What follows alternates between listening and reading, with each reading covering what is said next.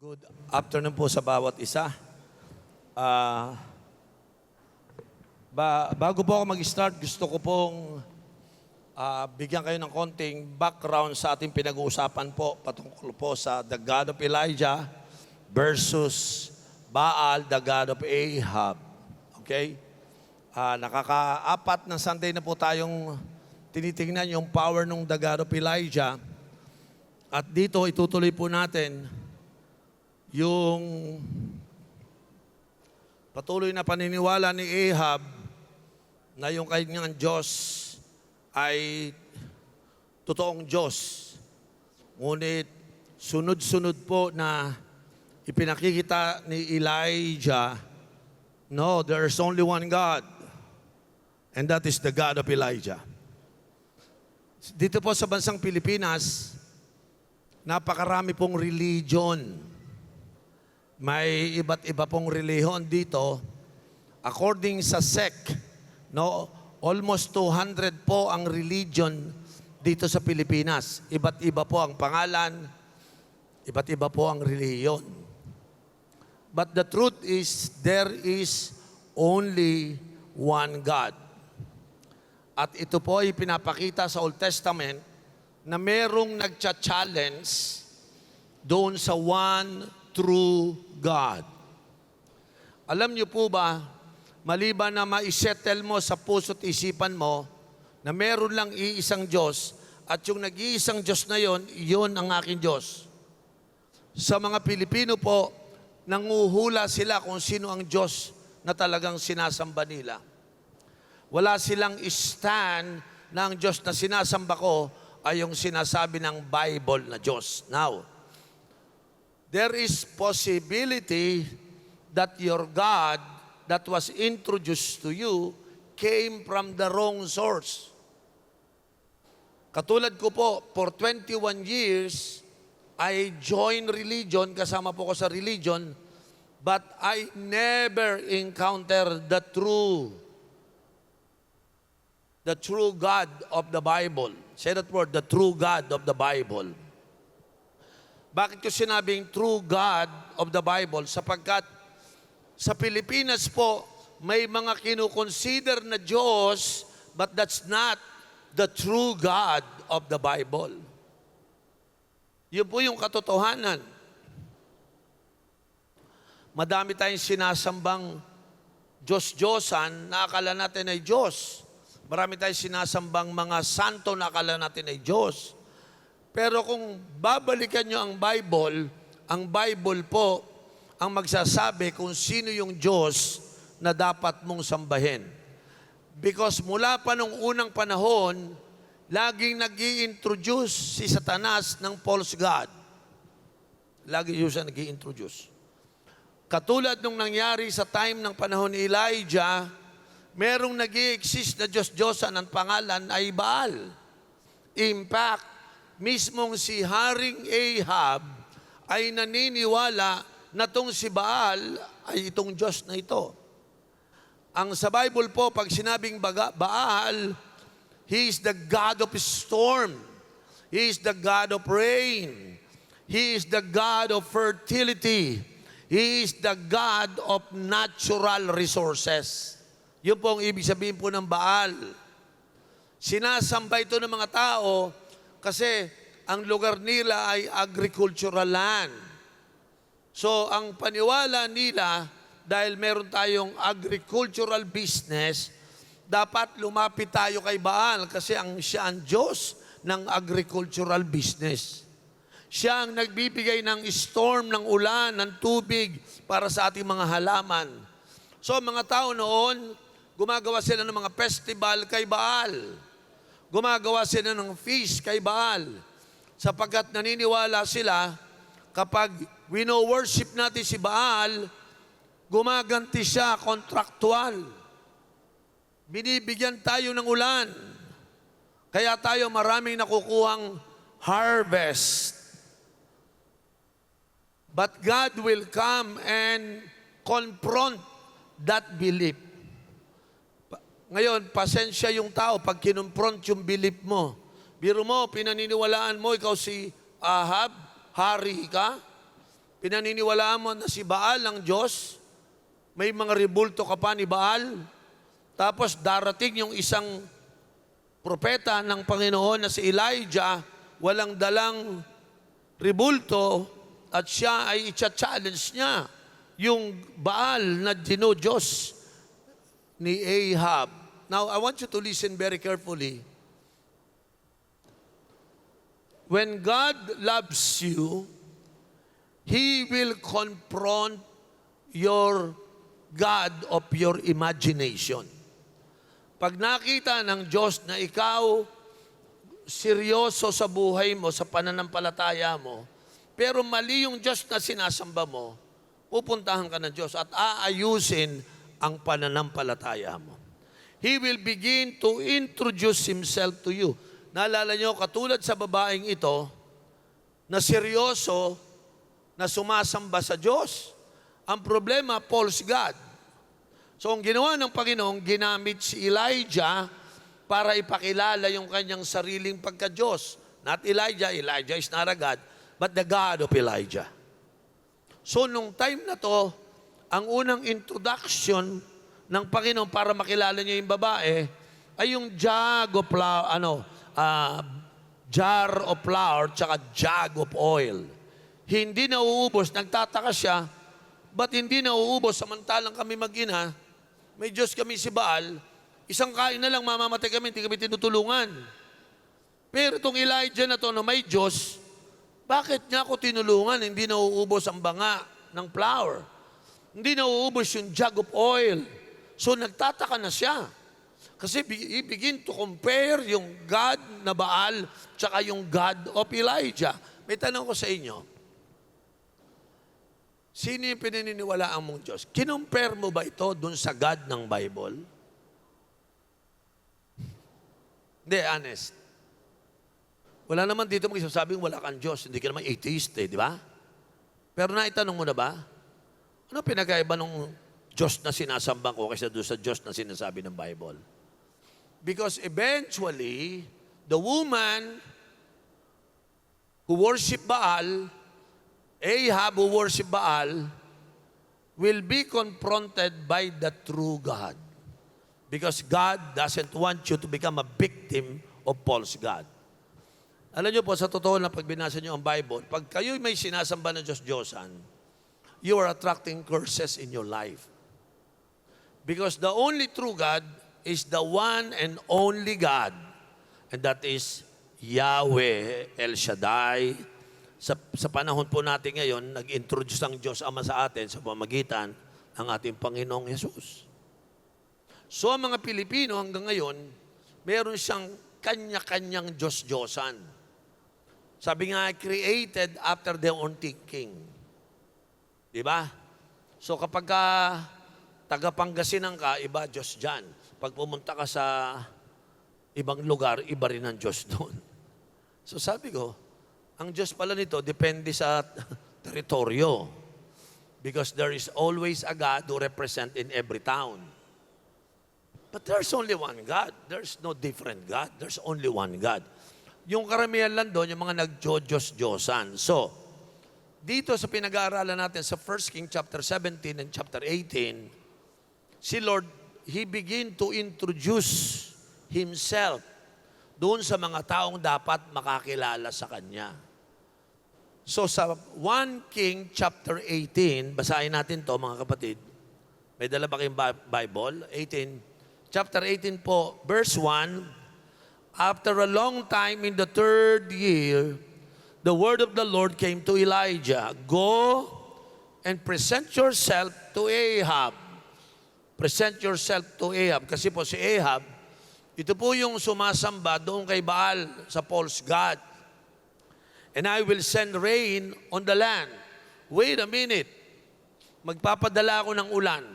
Kasi si Ahab, sumasamba kay Baal, si Baal, God of ulan. Pero hindi makapagpadala ng ulan. Punta ka doon. Sige, sabihin mo. At ako'y magpapadala ng ulan. Ibig sabihin, ini-invalidate ng true God yung nagke-claim na siya ang Diyos. Nagke-claim na siya ang Diyos. Alam niyo po, minsan may Diyos-Diyosan tayong kiniklaim na hindi naman talaga sila Diyos eh. Yung mga idols na nagkiklaim na siya ang Panginoon mo, parang sa modern ha, ganito sa modern. Akala mo, yung trabaho mo, siya lahat ang mag-aasikaso sa'yo. Sino naman may sabi sa'yo yan ang Diyos mo? Alam niyo ba, maraming mga tao ngayon, yung kanilang trabaho, yung kanilang mga negosyo, yung kanilang mga sweldo, yun ang kanilang idols. Yun ang tinitingnan nilang magpo-provide sa akin, magpapaulan sa akin. 3.5 years, si Ahab, nagsasuffer po ng drought. Walang magawa si Baal sa kanya. Because Baal is just the byproduct of our own thinking. Walang Diyos na Baal. Bunga lang ito ng pag-iisip natin. Halimbawa, sabi nila, siya ang Diyos ng ulan. Siyempre, June, tag-ulan. Ba't nung April, May, walang ulan? Kasi tag-tuyo nun El Nino. O di tawagin mo yung Baal mo, wala namang maibigay. Pagdating ng June, uulan. July, uulan. Siyempre, tag-ulan, rainy season. Tapos i-claim ni Baal, ako ang nagpaulan. Kung totoong Diyos ka ng ulan, magpaulang ka nung may drought. Wala silang nagawa. 3.5 year. Walang ulan. Kung babalikan nyo po sa verse 1, balikan natin yung verse 1. Yan. After a long period, after a long time, walang ulan, 3.5 years, in the third year, walang ulan eh. The word of the Lord came to Elijah. Sabi niya, 3 taon na, tagtuyo. Pinaalis ka na dyan sa Cherith, sa Brookside, tinanggal ka na, pinunta ka na sa Sarapat, sa babaeng widow, naihanda na kita. Ngayon, nabuhay na yung bata, yung faith niya lumakas na, hindi na siya takot, pumunta ka na kay Ahab ngayon. Go and present yourself to Ahab, and I will send rain on the land. Yun ang background nito. Si Ahab, may Diyos-Diyosan ng ulan na wala namang ulan. Di ba? Nakaranas na ba kayo ng Diyos-Diyosan mo na wala namang laman? May paa doon sa ribulto pero hindi naman lumalakad. So si Ahab, sinasamba niya si Baal na Diyos ng ulan na wala namang ulan. Are you still here, mga kapatid? So sabi ni Yahweh kay Elijah, go. Say that word, go. Ano kaya kung hindi siya sumunod? Siyempre, pag hindi ka sumunod, hindi lalabas ang ulan. Alam niyo po ba, ang paglabas ng ulan ay nakasalalay sa obedience ng prophet na to. If he don't obey, there will be no rain. So sabi, go. Sino naniwala? Going must come first before the miracle of that rain. If you fail to obey, if you fail to listen to God, lahat ng pinapangarap mong breakthrough, hindi po mangyayari. If you go and present yourself, pupunta ka, tatapangan mo, ipepresent mo sarili mo, I am Elijah, the prophet of the true God. Dito mabibigla kasi si Elijah. Now, by the way, huwag niyong kalimutan, for the last 3.5 years, hindi nila nakikita si Elijah because nandun siya sa Cherith and doon siya sa Sarapet. At yung asawa ni Ahab na si Jezebel, hinahanting siya. Gusto siyang patayin nung alagad ni Baal. Papatayin. Sabi ko, papatayin mo si Elijah? May Diyos yan. So sabi ni Yahweh El Shaddai, pumunta ka kay Ahab. Nakaka-nervyos yun. Kasi hinahanting nga ako ni Jezebel tsaka ni Ahab para patayin ako. Tapos show yourself. Nahihirapan niya nila ako makita kasi para ako nakatago eh. Sabi ng Lord, no, this time I want you to show and present yourself to Ahab. At pag naindong ka na, then I will send rain on the land. Ito po yung konteksto ng chapter 18, verse 1. Yun po yung background. Pagdating po ng verse 2, so Elijah went to present himself to Ahab. So he obey, he follows. Now the famine was severe in Samaria. Ibig sabihin po nito, bunga ng drought, walang ulan, pray kay Baal, yung God ng ulan, pero wala namang binibigay na ulan. Sino sa inyo, halos sambahin mo na yung trabaho mo, wala namang naibigay sa yung trabaho mo. Halos sambahin mo na yung trabaho mo, yung negosyo mo, yung ano mo, lahat ginagawa mo, wala namang naibibigay sa'yo. Yung pala, maling Diyos-Diyosa na yung sinasamba natin.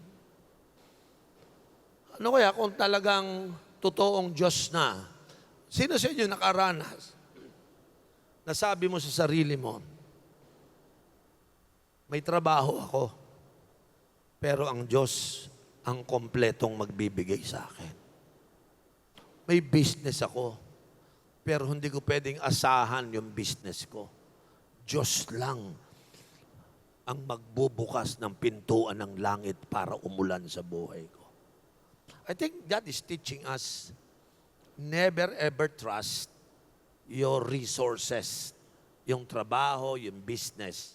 Ibalik niyo ulit ang inyong paniniwala ng tanging Diyos, ang provider, ang source ng buhay natin.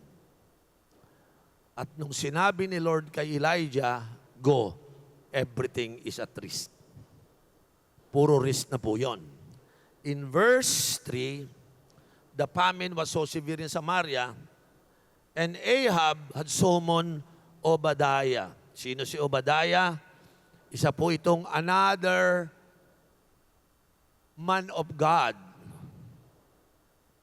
Nakakalito dito ang pangalang Obadiah sa Bible, ay siya po yung parang religious assistant doon sa lugar ng Samaria. Kasi po yung Israel nahati sa dalawa.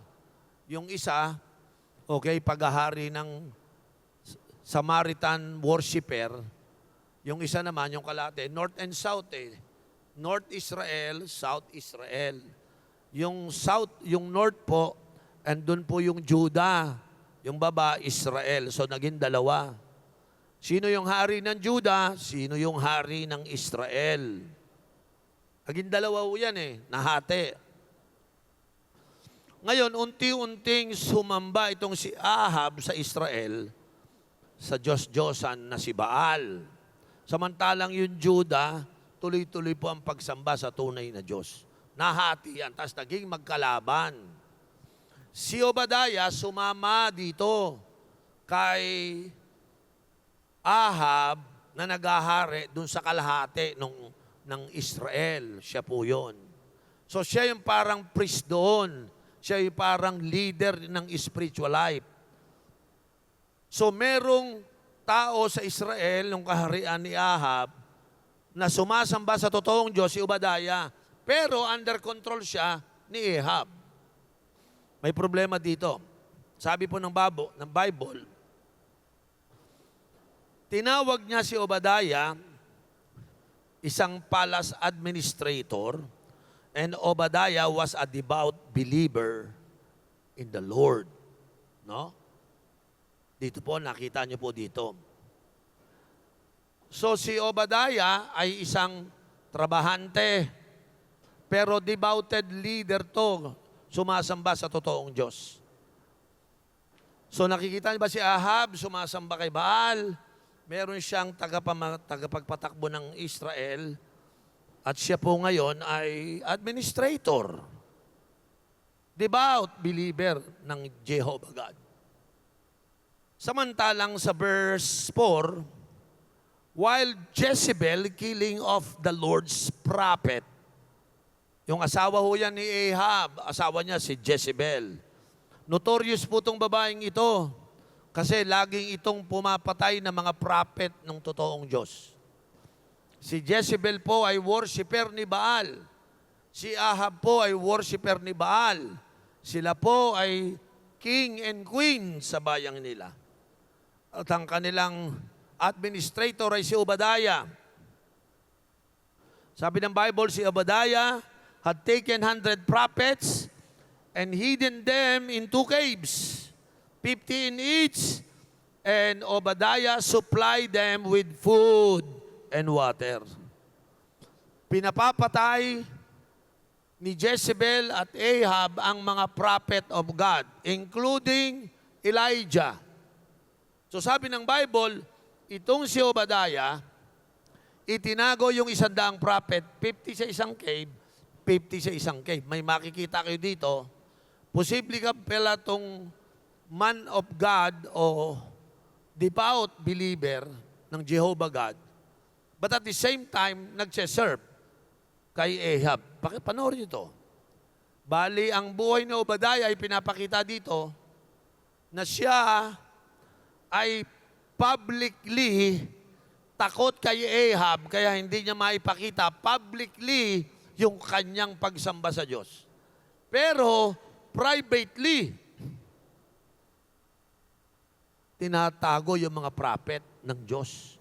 Pinapakain, pinapainom. Sa madaling salita, makikita niyo po dito na pwede palang posible ng bawat isa po sa atin ay maging privately Christian, privately devoted to God, pero pagdating sa public, hindi kilala. Di ba merong publicly Christian, pero private, hindi pala. Public, dinideclare siyang Christian, pero pagdating sa buhay niya, hindi pala nag-worship to, hindi pala nagpe-pray, hindi pala ito nagde-devotion, hindi pala ito sumusunod kay Lord. Privately. Ito, baliktad. Sa private, Christian. Sa public, hindi Christian. Ito po si Obadiah. Verse 5. Let's go to verse 5.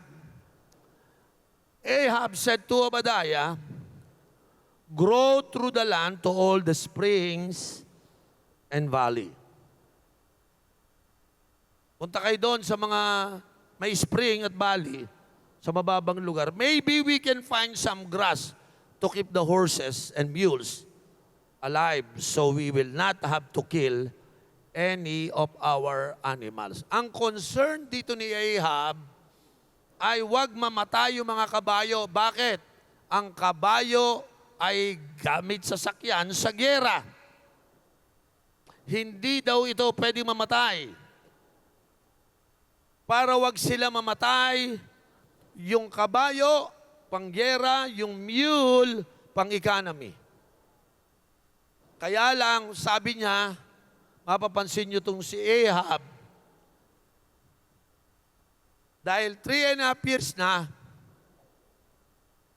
hindi mapatunayan ni Ahab na si Baal ang God of rain. So sabi niya, hanap tayo ng damo. Dapat ganito, kung totoong Diyos ng ulan si Baal, ba't hindi ka nag-pray kay Baal? Sapagkat dito, talagang tinodo ni Lord na kahit anong prayer mo kay Baal, walang lalabas na tubig. Minsan nakakalungkot, sa istoryang ito, imbis na tumawag na sa totoong Diyos, naghanapan ng damo. Pero tanungin ko, anong mas madali? Maghanap ng damo o magpatubo ng damo? Kung may uulan lang, magkakadamo. Walang ulan for 3.5 years. So Ahab began to rely on the grass, not on the God who can raise and bring about grass. Dahil mali yung Diyos niya, mali ang solusyon niya.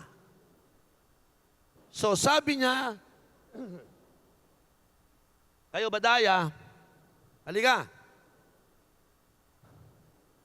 Let's go through the land to all the springs and valley. Ibig sabihin sa baba. Punta tayo doon. Maybe. Nagbabaka sakali, baka meron tayong makuhang grass para manatiling buhay ang ating mga horses at ang ating mules. So we will not have to kill any of our animals.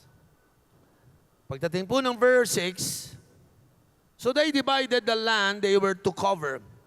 Ahab going to one direction and Obadiah on another direction. Now, pakinggan niyo po itong mabuti. This is so important.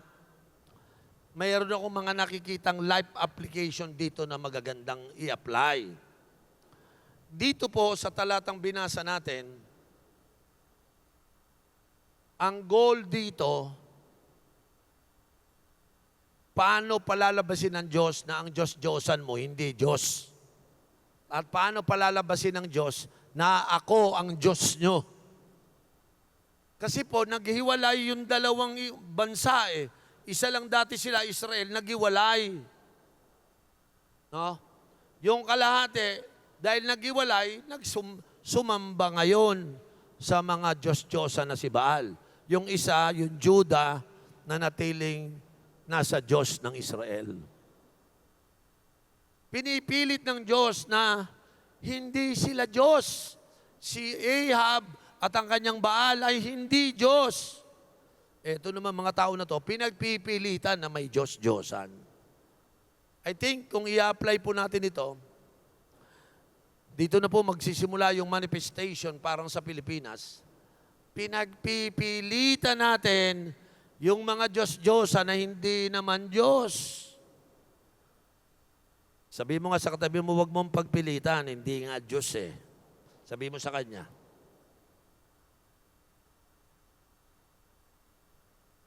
Hallelujah. Sino rito naniniwala, maraming mga tao pinagpipilitan na merong ibang Diyos? Now dito, may titingnan lang tayo sa daling application. 3 taon, walang ulan, it seems that God is silent. Nagtataka yung mga tao. Bakit walang ulan? Sometimes we treat, when we are in deep trouble, we treat it as if God is rejecting us. Hindi ko totoo yun. Meron ba ditong nagsasuffer ngayon, nahihirapan ka financially? Family mo nahihirapan. Di ba, sometimes parang sinasabi mo, pinaparusahan ba ako ng Diyos? Nire-reject ba ako ng Diyos? Parang absent si Lord, parang tahimik ang Panginoon. Hindi niya alam, gagamitin ka niya, walang kaalam-alam ang Israel. God is gathering evidence against Baal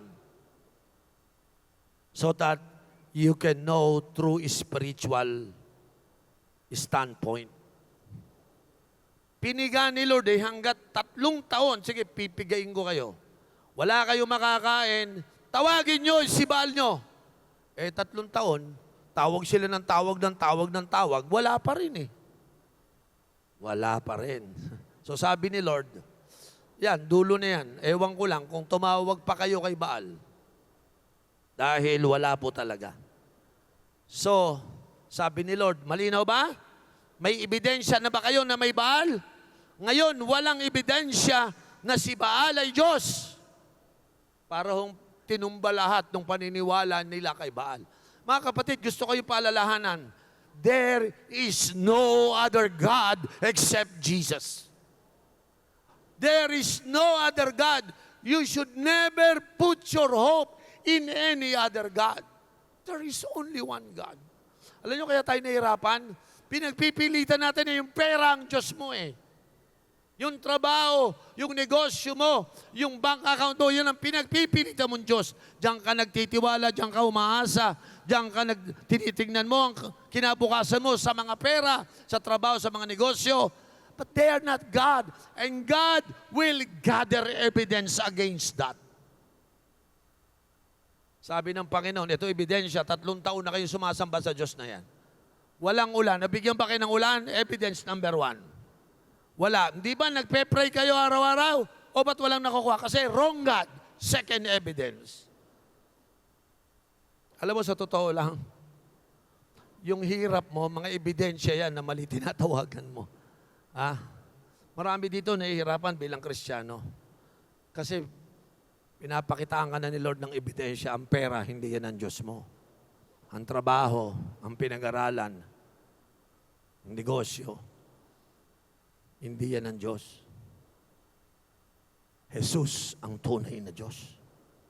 Kapag itinaya mo sa pera, sa trabaho, sa business ang Diyos mo, sa tao, sa boss mo, siya ang Diyos mo, ebidensya yan laban sa iyo. At nakita ko marami mga tao, hinarap sila ng Diyos na punong-puno ng ebidensya. Nakita ko. O hindi ba naniniwala ka sa Diyos mo niyan? O may sakit yung asawa mo, mag-pray ka sa Kanya, tingnan mo kung gumaling. Evidence number 1, walang nagpagaling sa Kanya. O hindi ba nangangarap ka? Saan ang ebidensya? Binigay ba sa iyo yung pangarap mo? Wala naman ha. Because God want to prove that it is nothing. Walang kwenta ang pagsamba sa Diyos-Diyosan. Gusto ni Lord, sumamba tayo sa totoo at tunay na Diyos, the God of the Bible. Can I have amen? So while I am reading the scripture,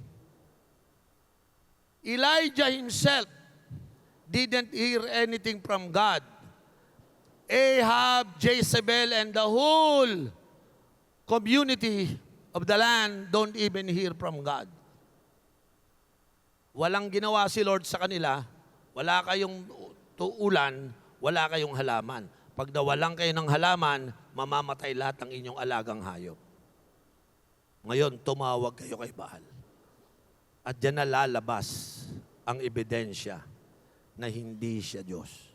Dahil wala siyang magagawa. Sino sa inyo umamin na? Alam mo, ginawa ko na lahat. Pero walang nangyari. Because I find out that I'm worshiping is the false God. Hindi sila, wala hong magagawa ang false God. There is only one true God. Are you listening? Samantalang si Elijah, nakita niya ang Diyos doon sa Cherith. Nakita niya ang Diyos dito sa widow. Nakita niya ang Diyos doon sa namatay na batang binuhay. Because Elijah carry all the evidence that his God is a true God. While Ahab gather all the evidence that the one who he worship Baal is not a true God. Pinapakita na ng Panginoon sa kanila. Si Jezebel pinapakita sa kanya. Si Ahab pinapakita sa kanya. Sino po naniniwala, hindi bulag ang Panginoon para makita sitwasyon mo. Kaya lang, ang unang bubuksan sa'yo, yung mata mo mabuksan na yung sinasamba mong mga Diyos-Diyosan. Hindi Diyos yan. Ano, kailan kaya natin marirealize na ang pera ay hindi Diyos? Yung ating trabaho, yung ating pinag-aralan, yung ating career. Kailan kaya natin susuko sa isip natin na hindi ko sila maasahan, tanging Diyos lang ang aking maasahan. Kailan kaya natin marirealize ito? Can I have amen? Kailan kaya natin mararanasan na imbis na lumapit sa Diyos magpakumbaba, ang ginawa mo, naghahanap ka ng damo, grass, magbakasalakali tayo dito. Diba ganyan ng mga Pilipino? Hirap na hirap, walang Diyos, Diyos-Diyosan, magbakasakali kaya tayo, baka merong grass dun sa Dubai. O kaya, baka merong grass sa Hong Kong. Baka may grass dyan sa Singapore. Nagta-trial and error tayo because we're looking for the grass instead of looking to God. Dito na po na disgrasya si Ahab. Si Obadiah, hindi niya matulungan yung boss niya kasi siya rin ay takot imbis na sabihin kay Ahab. Si Obadiah, devoted Christian eh. Alam mo sir, kalimutan mo na si Baal, hindi Diyos talaga yan. Ako kilala ko ang Diyos. Bakit si Obadiah hindi niya ipinakilala yung Diyos niya? Kaya dumating pa sa Elijah, hindi na kaya. Alam niyo sa totoo lang, kung kayo'y Kristiyanong narito, yung nanay mo, yung tatay mo nahihirapan, yung asawa mo nahihirapan, kung totoong Kristiyano ka, why not introduce the true God to your loved ones instead of letting them worship the false god. Ito po yung nakita kong problema ng maraming Kristiyano. Mala Obadiah tayo. Tinitaste natin privately, we love God, but publicly, we are scared. We are fearful to tell the world that there is a God of Elijah. Hindi natin maipakita eh. Siguro panahon na ngayon, na maunawaan ninyo, tanungin nyo sarili nyo, grass or look for the true God? Kasi dito si Obadiah at saka si Ahab, na corner na eh. Nakuha na lahat ng ebidensya na hindi totoo Diyos mo. Meron pa siyang isang pag-asa, damo. Biro makakalain mo. Namamatay na buong bayan mo, ikaw yung hari, tapos naghahanap ka ng damo. Bakit hindi ka naghanap ng Diyos? Are you listening? The grass symbolizes temporary solution to your permanent problem. The grass symbolizes that we are bound, earthbound, ang ibig sabihin. Yung kayang i-provide ng earth, hindi mo makita yung kayang i-provide ng heaven. Bakit hindi kayo nag-pray sa ulan? You know why? Because you cannot control rain. Only God can control rain. Kinorner na eh. Elijah, sabi ni Elijah, unless I command heaven to pour out rain, there will be no rain. Eh natanda ni Ahab eh. Pag ako nagsalita, dyan lang magkakaulan yan. At dito, si Obadiah, dahil wala pang ulan, dito makakasalubong niya dito si Elijah. Yung nagsara ng langit kaya walang ulan for the last 3 years. Pero dito bubuksan na ni Elijah. Alam niyo, sa totoo lang, may mga solusyon pa tayo eh. Eh yung kabayo, iniisip pa natin yung mga kabayo. Paano yung gera natin? Dapat may damo. Hala, yung mga mule natin, pang-economy natin, kailangan natin yung damo. Bakit laging iniisip mo? Depensa sa military, depensa sa gulo, depensa sa pagkain, sa ekonomiya. Bakit hinahayaan mo ang spiritual trouble mo, hindi mo nasusolve? It's a big spiritual problem because the people are worshiping the false God. And the true God is cornering everybody. Diyan pala kayo sumasamba, sige, umasa kayo. And for the last 3.5 years, there is no rain. God is gathering evidence against them. Until you realize Baal is not the true God. Only the God of Elijah is the true God. Na-corner sila rito eh. So sa madaling salita, ipinapakita po dito na walang Diyos na makapagpapaulan, kundi ang God ni Elijah. Are you still here? God want to pour out rain so that they could break the ground, they could plant again, they could feed their animals. The people will live. Tinis ni Lord 3.5 years. Maring may namatay sa gutom.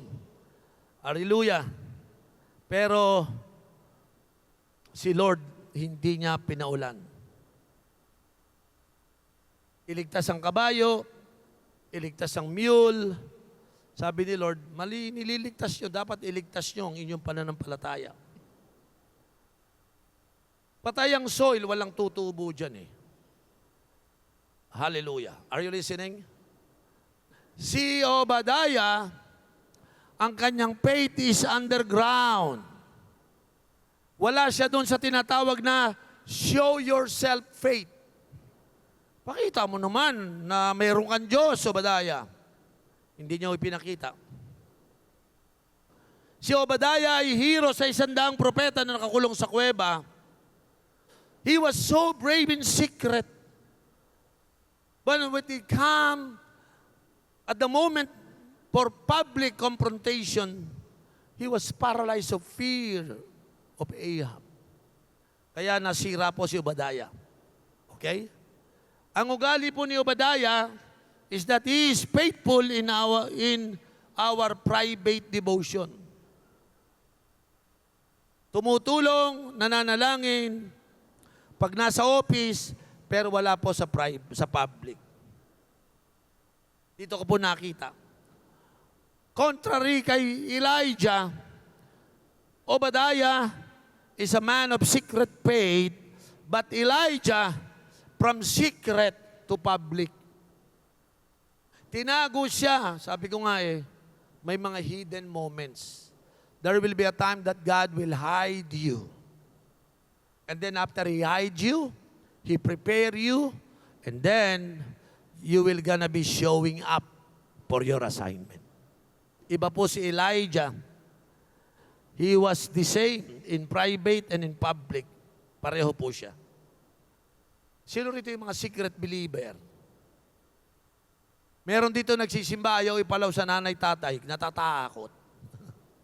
Meron dito, nanay siguro natatakot kang sabihin Christian, umatin ako sa natatakot ka sa mga kaibigan mo kasi ginawa mo yung Obadiah style. Publicly duwag pero private Christian. Meron ba ditong ganyan? Mga kapatid, ayusin natin ang buhay natin. Kung paano ka Kristiyano sa private, ganun ka din Kristiyano sa public. Pakinggan nyo to. Sabi ko sa mga leaders natin, dapat pag Kristiyano, nagko-conquest. Say that word, conquest. Sabi mo, conquest. Para sa akin, lahat ng Christian sa dulos, dapat marunong kayo mag-conquest. Pakinggan nyo to. Dito, pag duwag ka, hindi mo makukuha. Hindi mo to magagawa. Pag duwag ka. Pag private Christian ka lang, hindi ka public, hindi mo to. Number one, ano ang number one conquest ng dulos? Ang unang conquest ng bawat Dulosians, lahat kayo, you start from conquering 3 souls. Win souls, 3 kaluluwa. Ang tawag ko dito, the conquest of your lifetime. The conquest of your lifetime. Itong conquest ng lifetime, hindi ka na dito private Christian, public talaga. You are sharing the gospel for 3 person. You want to win 3 person because that is one of the greatest conquest of your life. But you cannot do that if you're a private Christian. You must become a private or a public Christian. So, yan po yung unang conquest. Ang pangalawang conquest natin, we open our own cells. Mag-o-open cell ka. Yung nawin mong 3, gagawin mong cell group mo yon. Kaninang umaga, nandun ako sa Cavite, ako nag-preach doon. May kinonsolidate akong 2 family. Yung isang family, mga 6 sila. Yung isang family, 4 sila. Kinausap ko yung 4. Sabi ko, Lord, nawing ko to Ako nag-invite dito So Lord, sabi ko dun sa isang family, mag-cell group na tayo sa bahay mo para tuloy-tuloy na panampala. Alam mo, sabi sa akin, Pastor, nakatira po ako sa Lancaster. Tamang-tama po, gustong-gusto ko po. Sabi ko, Lord, eto, hindi na to private, public to. I will go to your house. We will go to your house. We will have our cell group sa inyong bahay. Naku po, salamat, Bishop Uriel. Ay, sa wakas, magkakaroon na yung family ko. Kung ako'y natakot, hindi ko nakuha yon. Another family, sabi niya sa akin, Kuya Uriel, nung bata, sinyaran mo ako, tapos nawala na ako. Nung nalaman ko po, nagbasa ako sa Facebook mo, meron na palang service dito. Bumalik po ako. Matagal na ho tayong hindi nagkita, mga 30 years. Bumalik siya. Kuya Uriel, sabi ko, sino to? Asawa ko na ho yan. Itong 2, mga anak ko na yan. Grabe, after 30 years, pagbalik mo, may asawa ka na, may anak ka pang 2. Malalaki na yung mga anak. Binatilyo at dalagita. Sabi ko sa kanya, mag-cell group tayo sa bahay mo. Sabi niya, opo, Bishop. Sabi ko, yun pala, makinig kayo. Ang effective consolidation, mag-start ka ng cell group sa bahay niya. Lalo na yung mga families natin, dapat nag-cell group. Nagkaroon ako ng conquest kasi nakapag-open ako ng 2 bagong cell group. I win 3 people and then I open 2 cell group. Conquest yun, hindi ako pwedeng matakot. Meron akong God of Elijah. Masarap naman bago tayo pumunta sa langit, at least may 3 kang nakaluluwang naligtas. Tama, conquest of a lifetime yon. Or siguro every year, nagwiwing ka ng 3, conquest for a lifetime yon. Di ba? Kung makasampung years kang Christian, may 30 kaluluwa na dala mo. Sino sa inyo naniniwala, walang takot, kaya ko mag-win ng 3 kaluluwa? Taas yung kamay. Yung iba naduduwag ata, yung iba naduduwag. No. Sino naniniwala, kaya ko mag-win ng 3 kaluluwa? Pangalawa, kaya ko mag-open ng cell. Hallelujah, mo ko na-excite lahat. Pang-apat, punta tayo sa pang-apat. Complete your 12 disciples. Hindi ka lang magdi-disciple ng 3, kukomplete mo yung 12. Ayan. At ang pinakahuli, magre-raise ka ng 12 leaders sa cell group mo.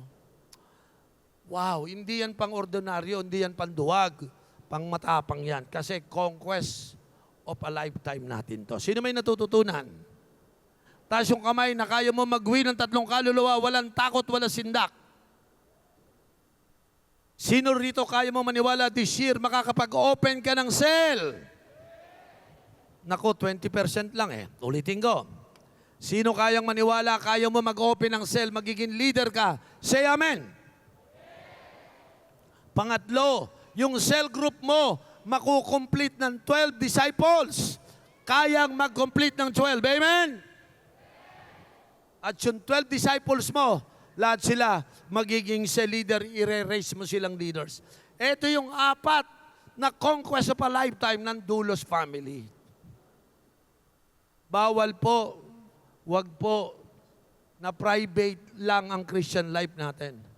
Let the whole world know that I am a follower of Jesus. Let the whole world know that as I follow Jesus, I know how to deny myself so that I could serve people. That by the grace of God, He will help me to win souls and disciple people. Dapat po wala tayong takot dyan. Huwag tayong gumaya kay Obadiah na nagtatago ng mga propeta na samantalang si Ahab, hindi niya nasiran. Si Jezebel, hindi niya kinumpront na mali. Palagay ko naman po sa tulong ng banal na Espiritu, kung sinyiran niya si Ahab at naging Christian o sumunod sa Diyos si Ahab, baka si Jezebel nakakilala din sa Diyos. Alam niyo, marami nagtuloy-tuloy sa impyerno kasi may mga Kristiyanong hindi naniniwala na kayang baguhin kahit na sinong tao ng Diyos. Tingnan ng katabi, sabihin mo, lumabas ka na. Amen. Sino rito lalabas ka na? Ayaw mo na magtago. Ha? Akalain mo sa bayan mo walang nakakaalam na Christian ka. Ikaw lang at si Lord ang nakakaalam. Hallelujah. Let me close by summarizing our challenge. Number 1, we need to stop living like Ahab. Na ang solusyon natin ay galing sa mundo. Stop doing that. Whatever problem that you have, don't allow yourself to go to the world as the source of your solution. Mga kapatid, kahit anong problema meron tayo, merong Diyos na naghihintay sa atin sapagkat siya talaga ang source ng solution sa mga problema natin. Let us not follow Ahab lifestyle.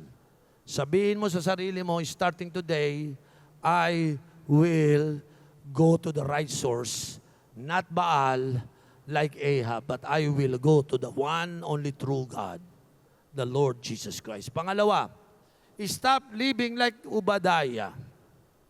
He keep on hiding his faith so that to keep his job.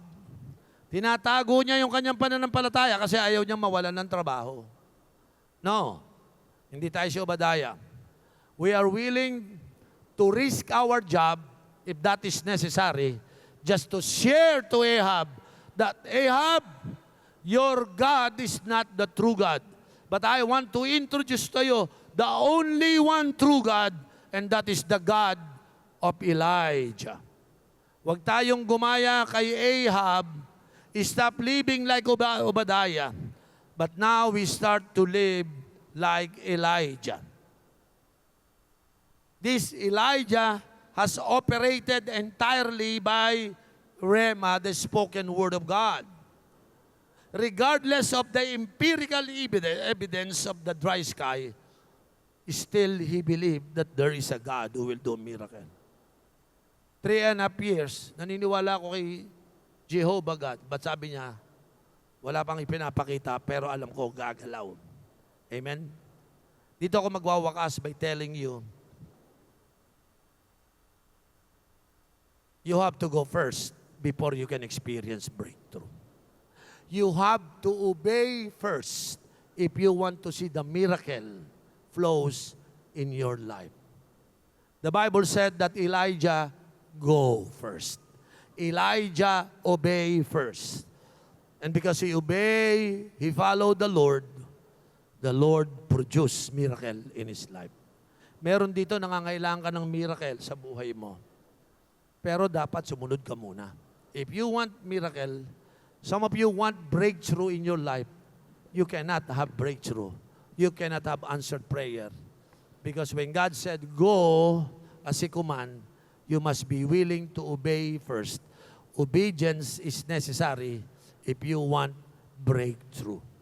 Si Ahab, nag-disobey. Si Obadiah, na nag-disobey. Pero si Elijah, ang tanging nag-obey.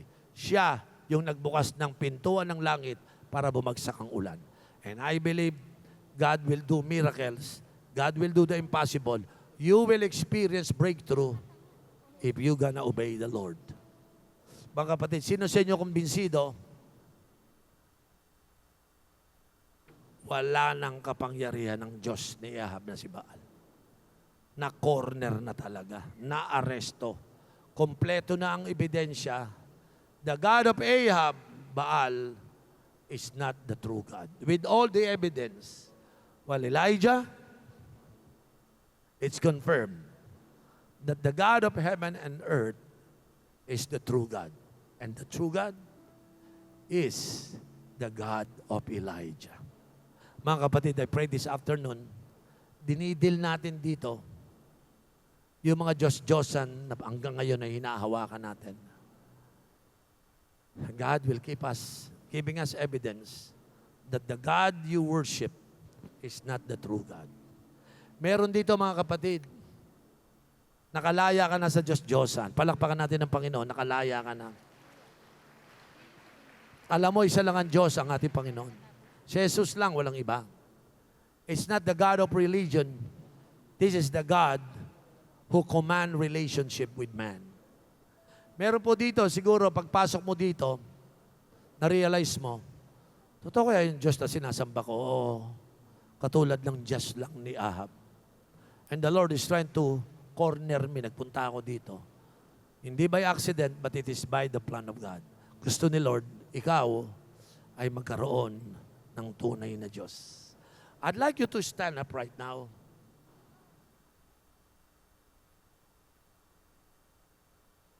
Sino rito yung gusto mong bumaba ang ulan? Ahab want that rain so bad, but there's no rain. But Elijah want that rain so bad, sa next week, uulan, bibigay ng Panginoon. Ibig ko sabihin, wala na ho talagang magagawa si Baal sa buhay ni Ahab. He is not the true God. Fake po yung Diyos na Baal. Hindi po siya Diyos. Diyos-Diyosan lang ng mga maling tao sa kanilang kaisipan. But I'd like to announce to you, we have a true God. Say amen. Gusto kong sabihin, huwag mong tingnan ang sarili mo na ikaw ang Diyos. Huwag talaga. Ikaw na susunod, pinagpipilitan mo, ikaw ang hari, kawawa ka dyan. Kasi kukornering ka rin ni Lord. Kung ako sa'yo, tanggapin mo na hindi ako ang Diyos. Hindi ang pera, hindi ang sarili ko. Ang Diyos ko ay ang tanging ang Panginoong Jesus. Amen? Like Elijah, he confronted Ahab pagpunta niya. Ang ganda sa susunod na Sunday, panoorin niyo kung ano gagawin ni Elijah. And I promise you, the God of Elijah keep on showing up. Showing up, showing up, showing up, just to tell Elijah, I'm with you. I am your God, and I will manifest. I will prove to everyone that the God whom you serve is the true God. Hallelujah. Palakpakan natin ang Panginoon. The God of Elijah is the true God. Meron ba ditong tao na umatin ngayon na you realize, mukhang hindi naman pala totoo itong Diyos na aking sinasamba eh. Pero sinasabi ni Bishop Uriel na Diyos, I like that God to become my God.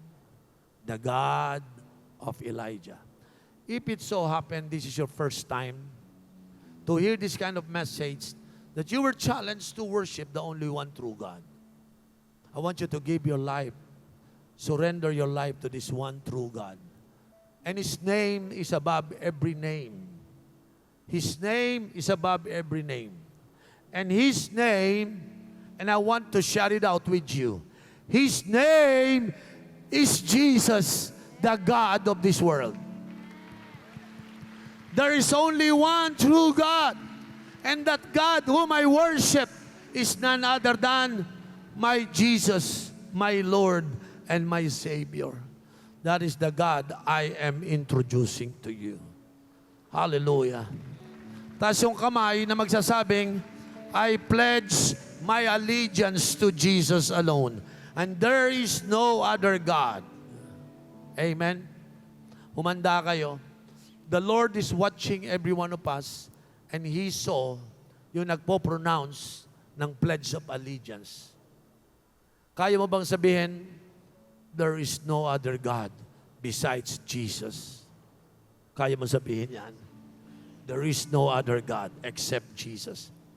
The one who died on that cross, the one who shed His blood for me, the one who paid the penalty of my sin, the one who died and rose from the dead, that God who became flesh, and He was crucified at the cross, and He was put on the grave, but on the third day, this Jesus come out from the grave, and He is alive, and He is my God. Hallelujah.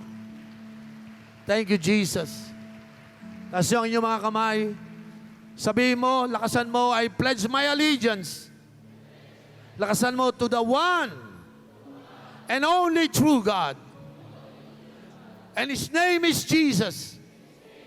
His name is above all names. There is no other name that every knee shall bow, every tongue shall confess that Jesus is Lord. He was born. He was crucified.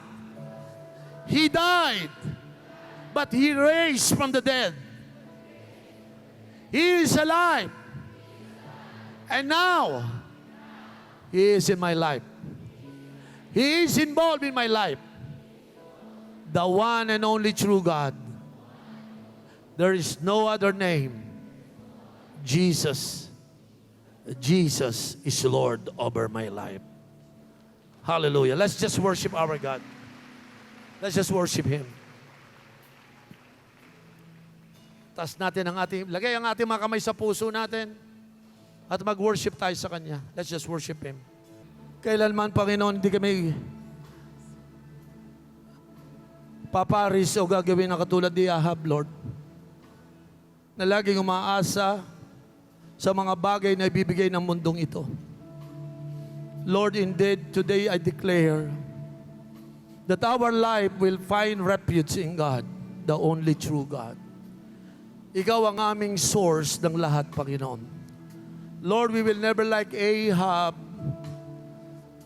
He keep on trusting Baal, but Baal has no ability to fulfill what He promised, Lord. Salamat, Ama, meron kaming Jesus. Siyang nagmahal, Siya nag-aruga, Siyang lumigtas sa amin, Panginoon. We will never put our trust to idols and Baal, Lord. We will never be like Obadiah, Lord, that privately we worship Jehovah God, but publicly he cannot represent God. He cannot become an ambassador of Christ for other people. Today, Lord, we will become an ambassador that represent the kingdom of heaven here on earth. Gamitin mo kami, Panginoon, na kahit si Ahab, kahit si Jezebel, Lord, tatayo namin at sasabihin namin sa kanya that there is a God who loves you. That there is one true God that you need to worship. Give us boldness and courage, Lord. Panginoon, salamat sa hapong ito. In-expose mo yung aming conquest. Lord, yung 4 na conquest, tatapangan namin, Lord. We will win souls. We will open ourselves. We will complete our 12. And we will raise up leaders from one generation to the next generation. And another generation, Lord. People will come to know the Lord Jesus Christ.